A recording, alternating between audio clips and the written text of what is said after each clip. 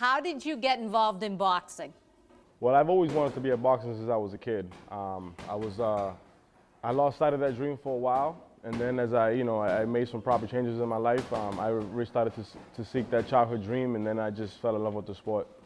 So you are presently doing rounds in the ring? I mean, this is something you do on a regular basis? Yeah, I'm actually here every day. Not only am I'm a boxer, I'm a professional MMA fighter.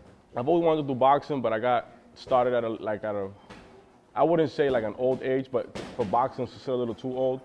So MMA was right in the alley around that way. So I tried it and I fell in love with it, and now I'm in love with two sports. So I heard a rumor, and the rumor is that you have a nice contract and you're heading overseas. Tell us about that. I was offered a contract to go fight over in the Philippines. It's actually stationed in Guam for MMA, but I was hurt. I'm coming back off an injury. I've been back for about 2 months now, and once I get better, I will be going. I'm actually waiting for them to hear back from them now to go fight overseas. You know, you put in a lot of work into it. I train 20, 25 hours a week between boxing and MMA. It's great. It's because you have to learn all the arts. You have to learn, Muay Thai, kickboxing, karate. You have to learn all these different types of arts that combine into one. Ask me, I mean, I love it. It's a rough sport, don't get me wrong. It's good to be in love with sports, isn't it? Yes, it's the best. Keeps you off the streets, keeps you out of trouble, yes, keeps you focused, keeps you in shape. Exactly. Anything else? Discipline. Yeah, and it's not only just about, coming in here and working out. It's also, for me, it's self-rewarding to help out, give back, and just working out is just clears my mind, clears the air. Or whenever I ever have any anger or frustrations, I just come in here and hit the bag, and I'm a new man when I leave. Now, do you help coach some of the younger kids? Do you give them ideas, or do you work with them or visit with them?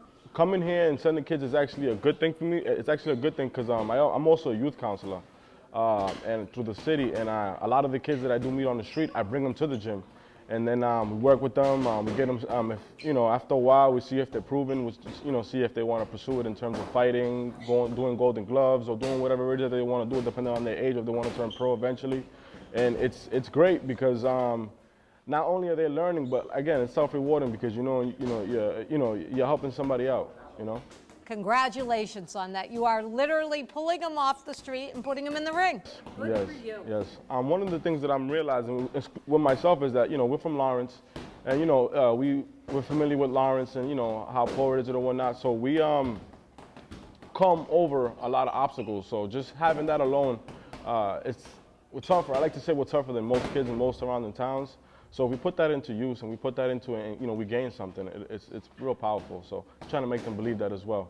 Tell me, do you ever worry about injury to your brain or your head as a result of boxing or for the kids? Yeah, of course. It's a physical sport. I mean, me, for instance, I just came off an injury. I just had shoulder surgery. But for the most part, we're concerned, but that's why we always take super precaution and always be, safety comes first before anything. So, for the most part, though, we do focus on that a lot, and, so whatever we're doing and preparing each fighter or, each student, we could say we take them extra precautions so that they won't be hurt. But it's a physical sport, though, things like that are, bound to happen. Hopefully, we try to prevent it as much as we can. This excerpt is brought to you by the Massachusetts School of Law, the leader of reform in legal education and a leader in multimedia education for the public. To view the full interview and for a full listing of MSL's programs, log on to mslaw.edu.